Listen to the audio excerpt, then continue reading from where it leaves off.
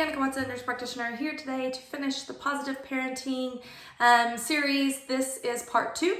We are going to discuss tips and tricks on positive parenting. Disclaimer, this is not medical advice, recommendations, or diagnosis. This does not take the place of a well child check or a sick visit. If you have any questions, please see your healthcare provider or your pediatrician. Last week, we discussed what positive parenting was and the power struggles that children and adults face with each other. We talked about being consistent, we talked about being present, and why your child may have a rebellious streak or may have a power struggle and throw tantrums and this, that, and the other. Last week I asked you to write down when you felt like the tantrums took place, when you felt like the power struggles were happening. And so I hope you really looked at that and reflected on that, on when they occurred and then how you responded as a parent. So something to combat that, something super simple that I want y'all to implement if you're having this is we have to be present as parents. Like the child has to know that we're there. We cannot get them to listen and to respect us if we're not there for them and if we don't listen to what they have to say at times. That doesn't mean that we have to honor their negative behavior. We have to honor their requests all the time, but it does mean that we at least hear them out. Something that is very easy to do is a task, monitor, reward type system. And so it's very easy. You make the task for the child very time appropriate, time manageable. You make it very appropriate for their age on what they need to do. And then you set up a reward for them.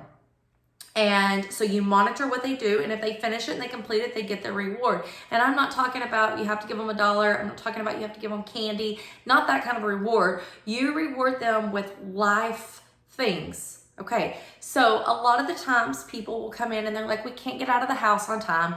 We are always, when we do finally get in the car, everybody's in a bad mood because mom's screaming all morning. We just can't get it done.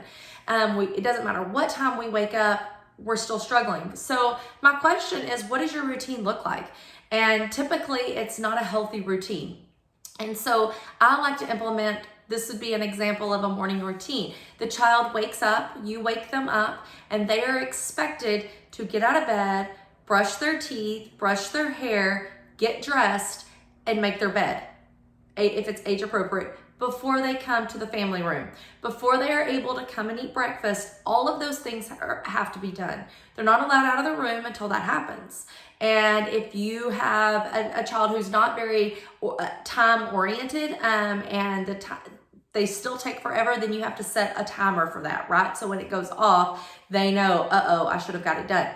If they get it done and they come into the living room or the family room, they get to eat breakfast. Like that is a reward. They got breakfast at home that day versus maybe breakfast at school. And then the rewards can grow. Once that child figures out, well, if I'll get up and get all my stuff done and come in and eat, then I might have some time before we get out the door to watch cartoons. But we don't do it backwards per se. We don't let them watch cartoons and eat breakfast together and then rush to get all the other tasks done, okay? Another example is after school activities. The child is super tired when they come home from school. They typically don't want to sit down and do homework. They want free time. And while free time is okay, free time sometimes gets pushed way longer than it needs to. So having expectations of we come home, we get a snack, we do our homework, and then there's all the free time in the world until dinner, bath, and bed. And so if you set up your day like that and you set those expectations and you set those tasks, then their reward is their free time afterwards. Their reward is going to the softball practice or baseball practice. Their reward is getting to go outside and play with their dog or their cat or whatever it is. Not the other way around.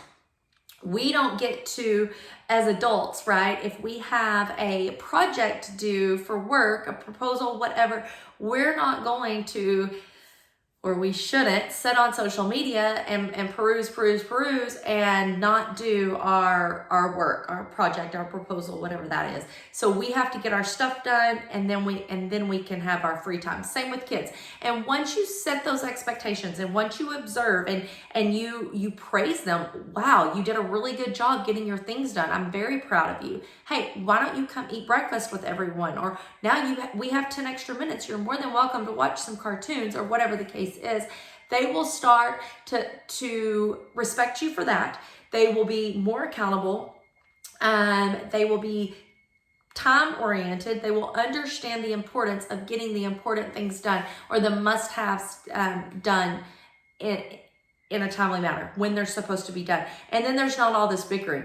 They know what's the expectation. They know you're going to come in and monitor it, and then they know they're going to get a reward at the end. And so as long as you set that in anything that you do throughout the day, then and you follow that model, things will start looking up. There won't be a power struggle. I really hope this helps. If you do have any further questions, you can reach out to me or your healthcare provider. It's a very easy model to use. You'll have a blessed day.